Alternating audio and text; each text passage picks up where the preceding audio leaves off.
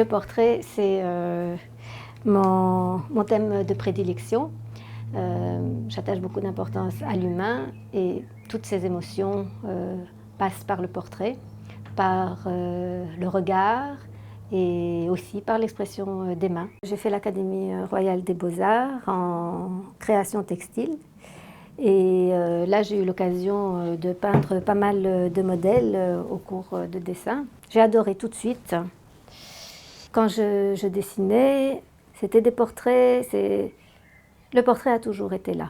Je n'aime pas le mot portrait triste, parce que c'est comme si ça me cantonnait à faire je sais pas, que des portraits. Et j'ai plus l'image d'un portrait fidèle, en fait, quand on dit portrait triste. Voilà, peut-être c'est ça qui me dérange. Alors que pour moi, je n'aime pas justement transposer telle quelle la réalité. Alors, il vaut mieux prendre un appareil photo. Mais là, je la mets à ma manière, on va dire. Pour moi, l'artiste, c'est avant tout la liberté absolue, quasi aucune appartenance, aucune soumission, aucune doctrine sur lui. S'il pouvait être contagieux, ça serait merveilleux. Que chaque être humain soit libre. Ça, normalement, c'est ce à quoi chacun devrait théoriquement avoir droit. Mais bon, je parle d'une manière tellement utopique. La société et moi, c'est vraiment un échange, une interaction. Je m'en nourris, consciemment ou inconsciemment. Et puis après, ça ressort. Ça c'est digéré d'abord, et puis ça ressort avec mon mode d'expression. Et je donne à voir ma vision. Tant mieux si il a un rôle, comment dire, je ne vais pas dire pédagogique parce que ce serait quand même trop prétentieux, mais dans le sens où il va éveiller le sens critique chez les gens.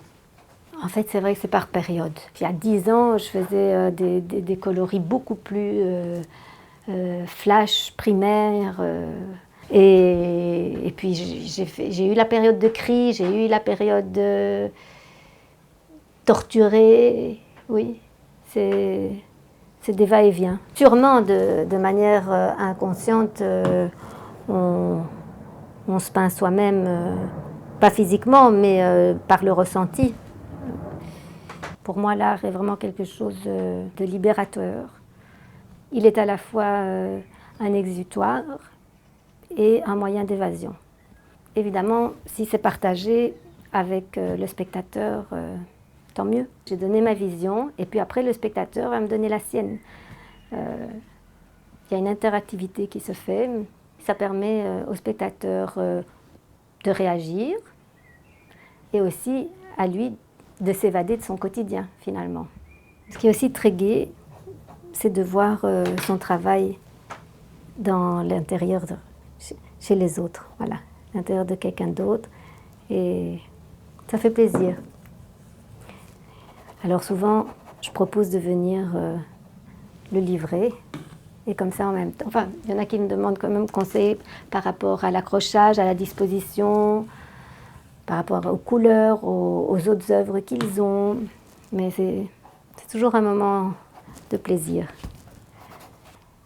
C'est presque la peinture qui se révèle à moi au fur et à mesure qu'elle se construit et qu'elle me donne la direction. Quand je décide d'aller vers un visage, par exemple, je ne sais jamais quel résultat, quelle émotion finale il aura. C'est vraiment le trait appelle le trait, la tâche appelle la tâche. Et il se construit au fur et à mesure. Mon but n'est pas d'être esthétisante du tout.